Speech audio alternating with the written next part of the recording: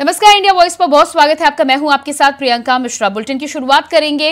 उत्तर प्रदेश के पशुधन मंत्री धर्मपाल सिंह चर्चा में बने रहते हैं। बताया जा रहा है कि बुधवार को मंत्री जी को लखनऊ से बरेली जाने के लिए ट्रेन पकड़नी थी। ऐन वक्त पर चारबाग स्टेशन पहुंचे और अपनी कार लेकर प्लेटफॉर्म तक चले गए।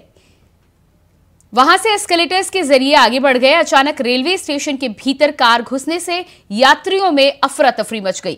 वहीं इस पर सियासत भी अब तेज हो गई है, जिस पर सपा अध्यक्ष अखिलेश यादव ने ट्वीट करते हुए कहा है कि अच्छा हुआ ये बुलडोजर से स्टेशन नहीं गए।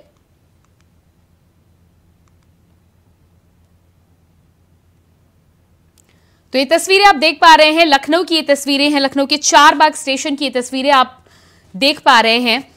जानकारी ये मिली है कि पशुधन मंत्री धर्मपाल की ट्रेन जब छूटने लगी तो प्लेटफॉर्म पर ही कार चढ़ा दी। इस कार चढ़ाने से आसपास कितने लोग मौजूद थे, कितने लोगों में अफरा तफरी मच गई, व्यवस्था पूरी तरह से यहां पर भंग हो गई। लेकिन मंत्री जी को तो अपनी कार ट्रेन तक जल्द से जल्द ले जानी थी। इस पर सपा सुप्रीमो अखिलेश यादव का ट्वीट भी अब सामने आया है। साफ तौर पर कहते हुए नजर आ रहे हैं कि अच्छा हुआ मंत्री जी बुलडोजर से नहीं आए, वरना शायद ये बुलडोजर आज चारबाग रेलवे स्टेशन पर दिखाई देता। तो ये तस्वीरें आप देख पा रहे हैं वीवीआईपी ट्रीटमेंट की, वीवीआईपी धाक की ये तस्वीर आप देख पा रहे हैं कि किस तरह से जब एक मंत्री की ट्रेन छूटने लगती है तो वो प्लेटफॉर्म क्या ट्रेन के ऊपर तक कार चढ़ा सकते हैं। ये साफ नजारा आप देख पा रहे हैं। लखनऊ के चारबाग रेलवे स्टेशन का ये नजारा है। खास तौर से इस तरह की घटनाएं जब होती हैं तो आसपास जो पैसेंजर्स ट्रेन पकड़ने के लिए आते हैं उन्हें भी अपनी ट्रेन पकड़नी है, और इस तरह के हादसे होने के बाद अफरा तफरी का माहौल हो जाता है। पैसेंजर्स को ये पता नहीं होता कि अब किधर की तरफ से जाना है, क्योंकि इस तरह की घटनाएं लगातार स्टेशन पर पूरा माहौल बिगाड़ देती हैं। तस्वीरें आप लगातार देख पा रहे हैं। और इसी खबर पर हमारे साथ लखनऊ से ब्यूरो चीफ लाइव जुड़ चुके हैं प्रियम पाठक जी। प्रियम, इस तरह की जब तस्वीरें आती हैं तो कहीं ना कहीं शर्मिंदा होना पड़ता है। प्रतिनिधियों की जब हम बात करते हैं तो जनता के लिए होता है, लेकिन धाक इस हद तक क्या होनी चाहिए? बिल्कुल प्रियंका, देखिए कल का ये पूरा वाकया है जब पशुधन मंत्री यूपी सरकार में अपने क्षेत्र बरेली के लिए वो जा रहे थे, और बरेली जाते समय जब उनको ट्रेन से बरेली जाना था, चारबाग रेलवे स्टेशन पहुंचे, लेकिन ऐन वक्त पर वो पहुंचे जब ट्रेन के छूटने का वक्त हो रहा था। तो ऐसे में उनको वीवीआईपी ट्रीटमेंट दिया गया, और कहीं ना कहीं उनकी जो गाड़ी थी उसको प्लेटफॉर्म के अंदर तक जो है वो चली गई, और उसके बाद वो एक्सीलेटर तक पहुंची। उसके बाद वहाँ से वो एक्सीलेटर के जरिए प्लेटफॉर्म नंबर 4 तक पहुंचे, जहाँ से फिर वो ट्रेन में बैठे, और उसके बाद वो अपने गंतव्य के लिए रवाना हुए।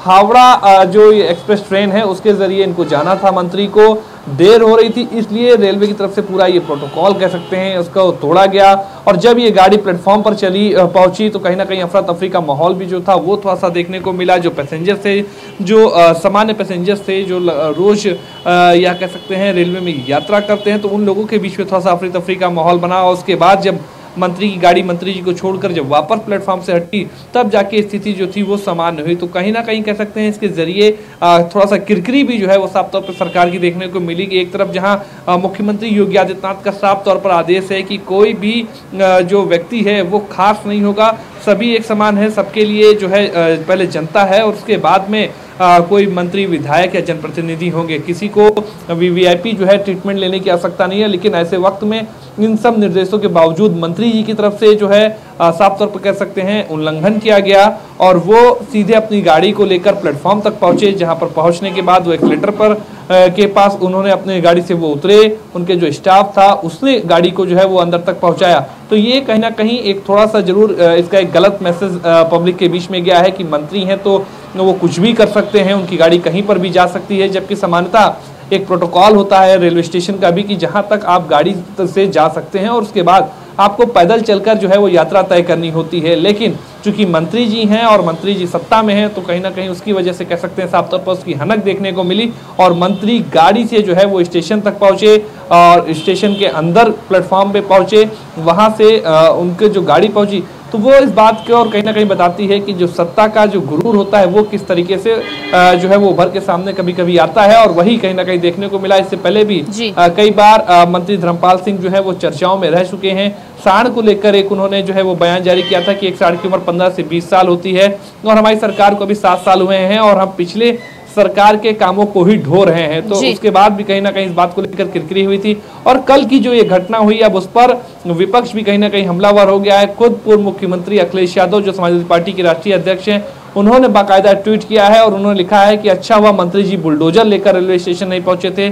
तो कहीं ना कहीं कह सकते हैं विपक्ष की तरफ से भी तंज कसने का मौका जो है वो विपक्ष को मिला है और इसीलिए विपक्ष भी अब कहीं ना कहीं इस पूरे मसले को लेकर सरकार और मंत्री पर हमलावर नजर आ रहा है। प्रियंका जी बिल्कुल, तो विपक्ष को तो यहाँ पर मुद्दा मिलेगा ही, खासतौर से जिस तरह के आपने बोला कि इस तरह की जब घटनाएं होती है तो गलत मैसेज जनता के बीच में जाता है और जब मुख्यमंत्री लगातार इस बात को कहते हैं कि वीवीआईपी ट्रीटमेंट नहीं मिलना चाहिए, सभी लोग को समान होना चाहिए, तो खासतौर से स्टेशन जैसी जगह जहां पर इतना भीड़भाड़ वाला इलाका होता है वहां पर इस तरह की जब कोई भी घटना होती है तो जनता के लिए परेशानियां खड़ी होती है। प्रतिनिधि जब हैं तो प्रतिनिधियों को पहले देखना चाहिए कि जनता को कोई परेशानी ना हो। क्या लगता है आपको कि इस तरह का जो मैसेज रेलवे प्रशासन की भी यदि हम बात करें तो कहीं ना कहीं जिम्मेदारी उनकी भी है, उन्हें भी रोकना चाहिए, चाहे मंत्री हो चाहे वीवीआईपी हो, उनको भी अपना काम बेहतरीन तरीके से करके उनको वहीं पर रोकना चाहिए, हिदायत देनी चाहिए। क्या कहना है इस पर आपका?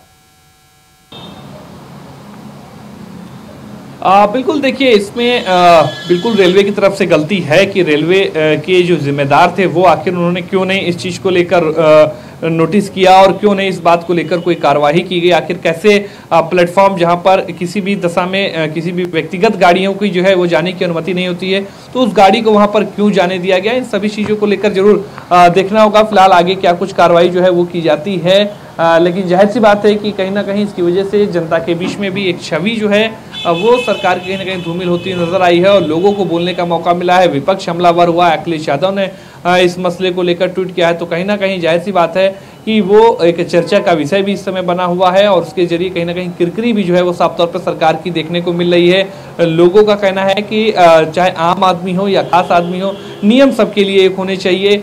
कोई ऐसी अगर घटना होती है, कोई सामान्य आदमी की अगर ट्रेन छूटती है तो जब उसको किसी भी दशा में इस तरीके से सुविधा उपलब्ध नहीं कराई जाती, उसको चाहे जितना भी जरूरी कार्य हो, तो आखिर एक मंत्री जी को ऐसा क्यों करने की अनुमति जो है वो दी गई, इस बात पे जरूर देखना होगा आगे क्या कुछ कार्रवाई जो है वो की जाती है। लेकिन फिलहाल कह सकते हैं इस घटना के बाद एक बार फिर विपक्ष को बोलने का मौका मिला है और वो कहीं ना कहीं विपक्ष उस पर उस मौके को भुनाता हुआ भी नजर आ रहा है। अखिलेश यादव की तरफ से बाकायदा ट्वीट किया गया है इस घटना को लेकर और उसमें उन्होंने लिखा है कि अच्छा हुआ मंत्री जी बुलडोजर लेकर नहीं गए थे।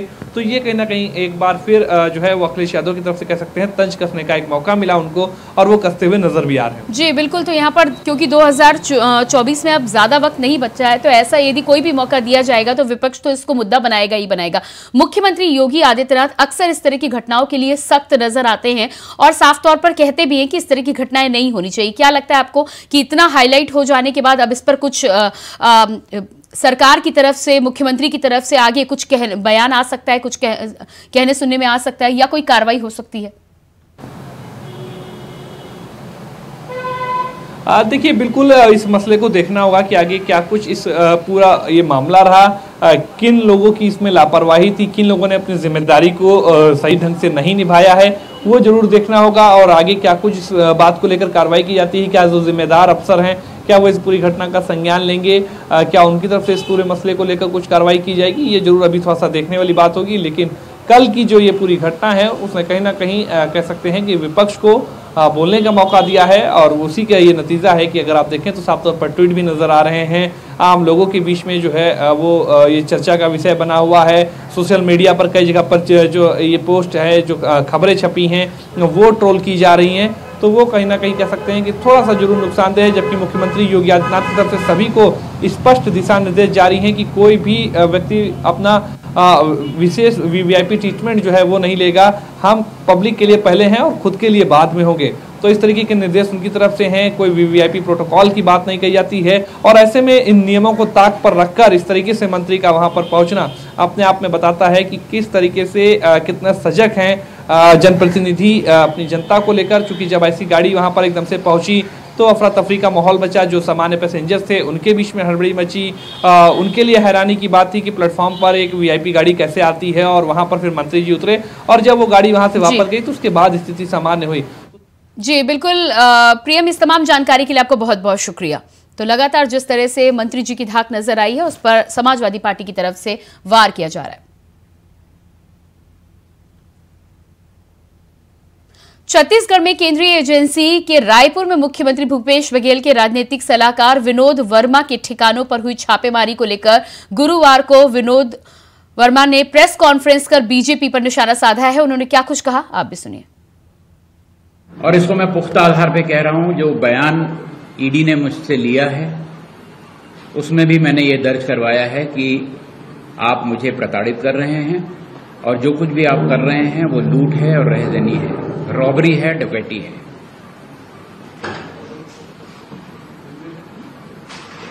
जितना सोना मेरे घर में मिला वो 2005 में मैंने पहली बार सोना खरीदा था। मैं खरीदने लायक तभी हो पाया था।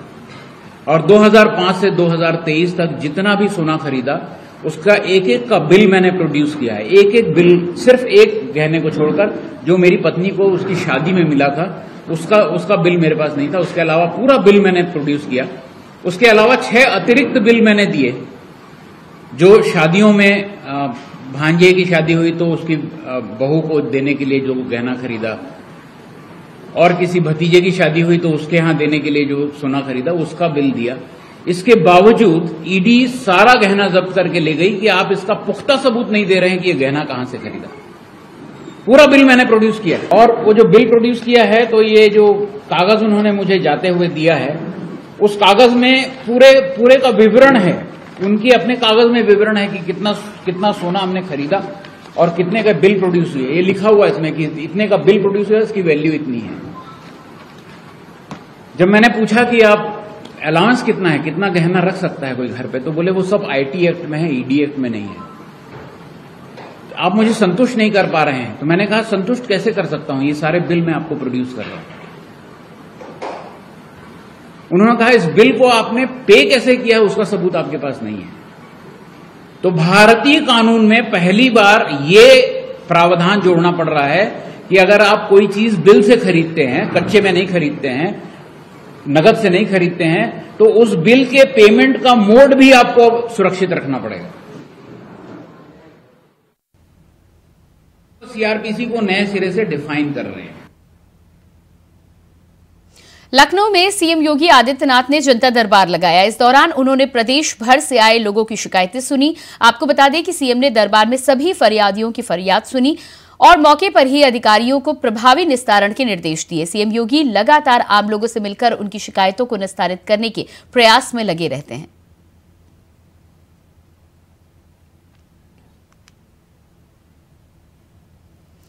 तो ये आप तस्वीरें देख पा रहे हैं, मुख्यमंत्री योगी आदित्यनाथ की तस्वीरें। जनता दरबार के दौरान आम जनों की समस्याएं सुनकर उनकी समस्याओं का निस्तारण करने के निर्देश अधिकारियों को दिए गए। लखनऊ में सीएम योगी आदित्यनाथ ने जनता दरबार लगाया। इस दौरान उन्होंने प्रदेश से आए लोगों की शिकायतें सुनी। आपको बता दें कि सीएम ने दरबार में सभी फरियादियों की फरियाद सुनी। उसके साथ ही मौके पर आए अधिकारियों को प्रभावी निस्तारण के निर्देश भी दिए। राजधानी जयपुर के 5 सितारा होटल में G20 भारत 2023 इंडिया ट्रेड और इन्वेस्टमेंट मिनिस्टर्स मीटिंग चल रही है। इसमें प्रधानमंत्री नरेंद्र मोदी का विशेष संबोधन हुआ। ट्रेड और निवेशक मंत्रियों की मीटिंग में पीएम मोदी ने वीडियो मैसेजिंग के जरिए संबोधन दिया। पीएम मोदी ने कहा कि पूरे इतिहास में व्यापार ने विचारों, संस्कृति और प्रौद्योगिकी आदान प्रदान को बढ़ावा दिया है। इससे लोगों को करीब ला दिया है। व्यापार और वैश्वीकरण ने भी करोड़ों लोगों को अत्यधिक गरीबी से बाहर निकाला है। चंद्रयान 3 की सफलता पर पूरे देश जश्न मना रहा है, तो वहीं मौके पर कांग्रेस संसदीय दल की अध्यक्ष सोनिया गांधी ने भी इसरो चीफ एस सोमनाथ को पत्र लिखा है, जहां पत्र में चंद्रयान 3 की सफलता को लेकर इसरो चीफ को बधाई दी है।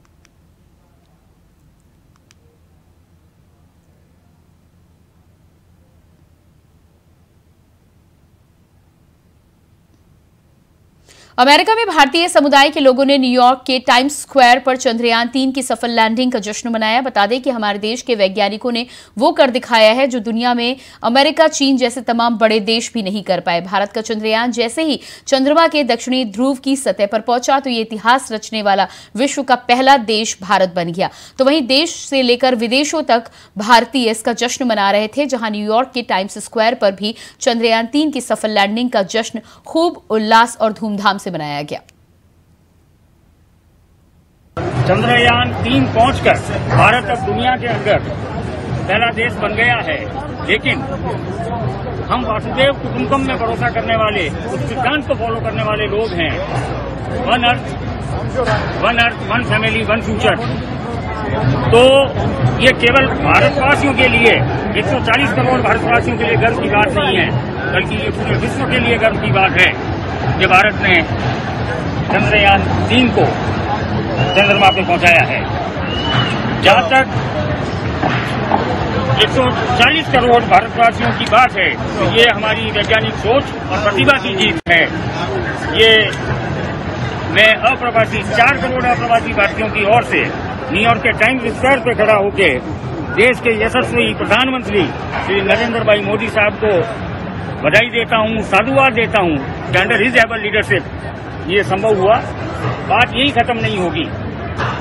देश के प्रधानमंत्री के 30वें टर्म के पूरे होने से पहले इंडियन मैन और वुमेन और बोथ चंद्रमा पर होंगे, ऐसी हमें आशा है। लगातार हो रही तेज बारिश से पहाड़ों पर तबाही लगातार जारी है। इसी बीच हिमाचल प्रदेश के कुल्लू में गुरुवार को बारिश के चलते कई बहुमंजिला इमारतें ताश के पत्तों की तरह ढह गई। इस घटना का वीडियो भी सामने आया है। वीडियो में इस भीषण तबाही को देखा जा सकता है। इसी कड़ी में कुल्लू में स्थित नए बस स्टैंड के पास प्राकृतिक आपदा देखने को मिली, जहां एक के बाद एक 7 बहुमंजिला इमारतें सिर्फ 26 सेकंड में धराशायी हो गई। बताया जा रहा है कि लगातार हो रही बारिश के चलते इन इमारतों में दरारें आ गई थी, जिसके बाद इन्हें पहले ही खाली करा दिया गया था। गुरुवार को 7 इमारतें ढह गई।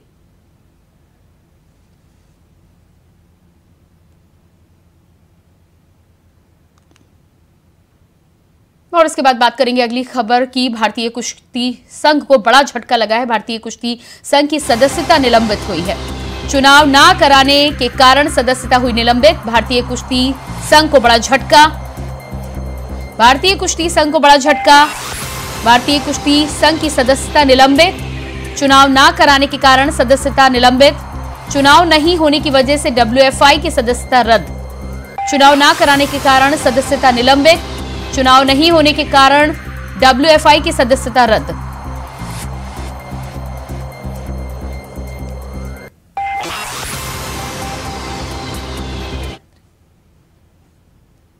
चंद्रयान 3 की सफलता पर पूरे देश में जश्न का माहौल है, तो वहीं मिर्जापुर के राजकीय इंटरमीडिएट कॉलेज में चंद्रयान 3 का सीधा प्रसारण प्रोजेक्टर के माध्यम से बच्चों को दिखाया गया, जहां बच्चों में खुशी की लहर देखने को मिली। तो वहीं लाल डिग्गी स्थित प्राइमरी पाठशाला में भी बच्चों को प्रोजेक्टर के माध्यम से लाइव चंद्रयान 3 मिशन का प्रसारण दिखाया गया, जो बच्चों ने भारत माता की जयकारे लगाए, साथ ही अपने विचार भी रखे। आज चंद्रयान की लैंडिंग पर जो प्रसारण टीवी के माध्यम से, लाइव के माध्यम सभी स्कूलों में किया गया है। आज बताते चले रानी करावती उच्च माध्यमिक विद्यालय लालडिग्गी मिर्जापुर जो स्थित है, यहाँ पर देख सकते हैं कितने जनसंख्या में लोग बच्चे शाम के समय जो स्कूल में पहली बार ऐसा आदेश हुआ है कि जो शाम को स्कूल खुलेगा, यही लैंडिंग जो है कि ये मैडम हमारे सामने से मौजूद है। हम इसी पर पूछना चाहेंगे किस तरह से बच्चों को लाइव प्रसारण किया गया है। जी मैडम, क्या नाम है आपका? जी मैडम, ये बताएं कि आप बच्चों को लाइव प्रसारण किस तरह से क्या किया गया है, कि जो लाइव चंद्रयान किया गया है आज उतरा है, किस तरह से आपने दिखाया? प्रोजेक्टर के माध्यम से दिखाया गया जी। एक चीज बच्चों को दिखाया गया और बताया गया कि ये कौन कर रहा है, कितना हर टाइमिंग दे रहा है। ये मेरी मैडम है, वो भी बच्चों को अच्छे से बता रही थी। आप उनसे बात करें। जी, अभी हम एक मैडम से अपनी और बात करना चाहें किस तरह से इन्होंने बच्चों को लाइव प्रसारण किया है। ये मैडम, अपना नाम क्या है? प्रतिमा तिवारी। जी मैडम, आपने बच्चों लोग के लाइव प्रसारण चंद्रयान के बारे में क्या क्या बताया, किस तरह से बताया? बच्चों को पूरा जो प्रोग्राम हमारा दिया गया था, हमको 5-15 से लेकर 6-15 तक दिखाने का उसमें दिखाया है। बच्चों ने देखा चंद्रयान 3 की कैसे सफलतापूर्वक चांद पर लैंडिंग हुई है, और उसके बाद के बच्चे बहुत खुश थे। और हम लोग की तरफ से, पूरे स्टाफ की तरफ से हमारे देश के वैज्ञानिकों और देशवासियों को अनंत शुभकामनाएं। ऐसे ही हमारा देश आगे प्रगति करता रहे और हम शान से बोल सके भारत माता की जय। भारत माता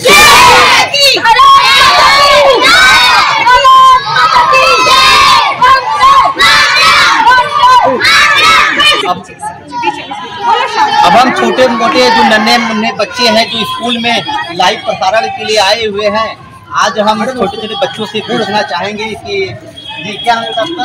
मेरा नाम फाइनली सनैया मैं क्लास 8 में पढ़ती हूँ। जी अच्छा ये बताएं कि जो आपने स्कूल में प्रसारण देखा है चंद्रयान, क्या देखा?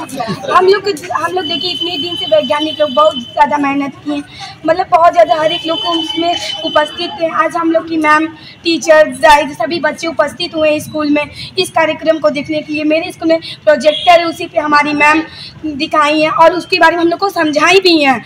हम लोग देखे, बहुत ज़्यादा समझ में भी आया, हम लोग की बहुत खुशी हुई। सारे बच्चे इतनी जोर से ताली बजाए, क्या बताएं, हम लोग का दिल खुश हो गया। आप ये बताओ अपने मुख्यमंत्री, अपने प्रधानमंत्री और उप मुख्यमंत्री को क्या बोलना चाहोगे? मैं मुख्यमंत्री और प्रधानमंत्री को ये बोलना चाहूँगी कि हमारे देश को और आगे लेके जाए। ठीक है, छोटे से बच्चों से पूछना चाहेंगे, क्या नाम है आपका? जी सौम्या, आज आपने क्या देखा? आज अपने मैम के साथ में शाम को स्कूल तो खुलता नहीं, पहली बार स्कूल खुला हुआ है, तो आपने क्या देखा प्रोजेक्टर में? हमने प्रोजेक्टर में यह देखा कि चंद्रयान चांद पे कैसे उतरा है। चांद पे कैसे उतरा है। थैंक यू बताने के लिए।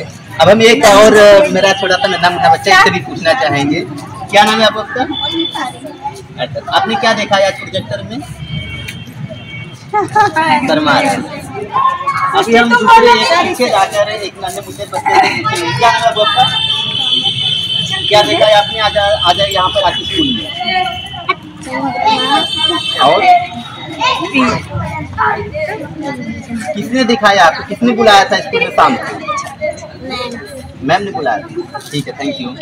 अभी एक छोटे से बच्चे से और हम पूछना चाहेंगे, कोई एक लोग बोल सके जो बताओ, क्या नाम है बेटा आपका? कितने बजे चंद्रयान यहाँ पे लैंड किया था जो आपको लाइव प्रसारित किया गया था? 6:05। आपको कौन बुलाया था शाम को स्कूल में आने के लिए? ये मिर्जापुर के जितने नन्हे मुन्ने बच्चे इस तरह से जो लाइव प्रोजेक्टर मुख्यमंत्री और प्रधानमंत्री के आदेशों के अनुसार बोला गया था 3000 स्कूल में पूरे प्रदेश के, उत्तर प्रदेश में स्कूल है सबको शाम को खुले, जितने लाइव प्रसारण है छोटे छोटे बच्चों लोग को, सब जितने टीचर हैं सब लोग मिल के दिखाएंगे। इसी तरह जितने बच्चे अपनी अपनी बात बताएं कि हमने किस तरह से लैंडिंग हुआ था, किस तरह से प्रोजेक्टर पर बुलाया गया। हमारे टीचर ने शाम को कितने बजे आने के लिए बोला था स्कूल में लाइव करने के लिए। मिर्जापुर से कमलेश कुमार, इंडिया वाइज के लिए। चंद्रयान के सफल लैंडिंग पर हम सब प्रसन्न हैं, पूरा देश प्रसन्न है। प्रधानमंत्री नरेंद्र मोदी जी के नेतृत्व में जो कार्य आज इन वैज्ञानिकों ने किया है, उसके लिए हम सब यहाँ पटाखे जलाए हैं, उत्साह व्यक्त किया है, एक दूसरे को शुभकामनाएं और बधाई दी है। देश के प्रधानमंत्री, पूर्व प्रधानमंत्री अटल बिहारी वाजपेयी जी ने बहुत पहले कहा था, जय जवान जय किसान और जय विज्ञान। आज वो नारा सार्थक हो गया। हमारे यहाँ बहुत पहले फिल्मों में भी गाना गाया जाता था, बहुत पहले, आज से पहले, कि चलो दिलदार चलो चांद के पार चलो। आज वो गाना भी सफल हो गया। हम लोग सफल हैं, भारत विश्व का गुरु बनेगा, इसका विश्वास आज वैज्ञानिकों ने दे दिया है। एक सफल अभियान के तहत हम आप सबको मीडिया के माध्यम से बधाई देते हैं, वैज्ञानिकों को बधाई देते हैं और देश के यशस्वी प्रधानमंत्री नरेंद्र भाई मोदी जी को बधाई देते हैं। और इसी के साथ फिलहाल इस बुलेटिन में इतना ही। खबरों के लिए बने रहिए इंडिया वॉइस के साथ। नमस्कार।